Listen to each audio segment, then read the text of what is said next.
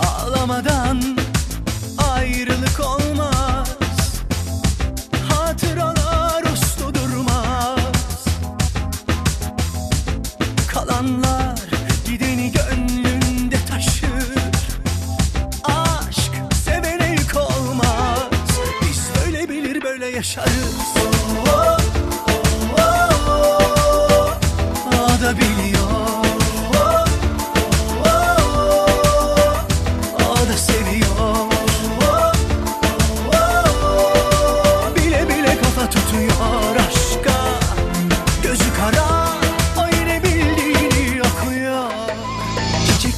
Tazecik kıymetli bir tanecik, ana sütü gibi tertemiz. Du dilleri lıkır lıkır, içimeli gözleri derya deniz.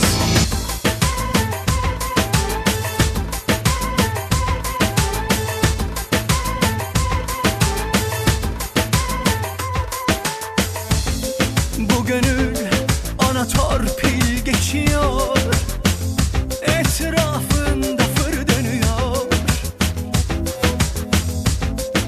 Bebek, gül bebektir o.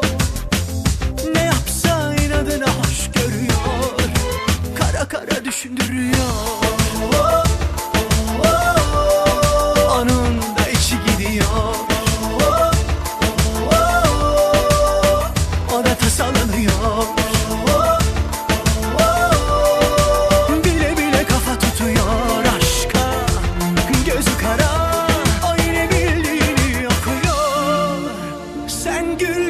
Bakma, gör de duy da inanma.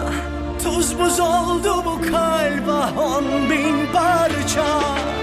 Aldığım her nefeste, attığım her adımda. Burada olsa, cancağızım yanımda olsa. Çiçek gibi tazecik, kıymetli bir tanecik, ana sütü gibi tertemiz. Du dilleri lıkır lıkır, içimeli gözleri derya deniz. Çiçek gibi tazecik, kıymetli bir tanecik, ana sütü gibi tertemiz. Du dilleri lıkır lıkır, içimeli gözleri derya deniz.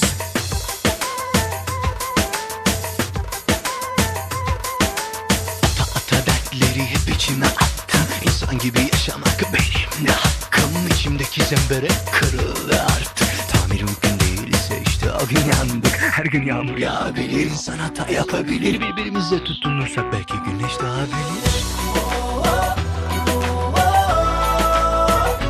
O da biliyor, o da seviyor.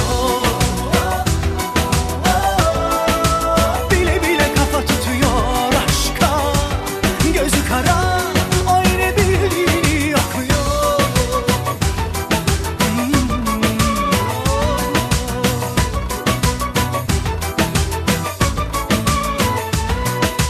Çiçek gibi tazecik, kıymetli bir tanecik, ana sütü gibi tertemiz.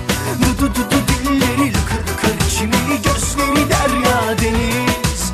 Çiçek gibi tazecik, kıymetli bir tanecik, ana sütü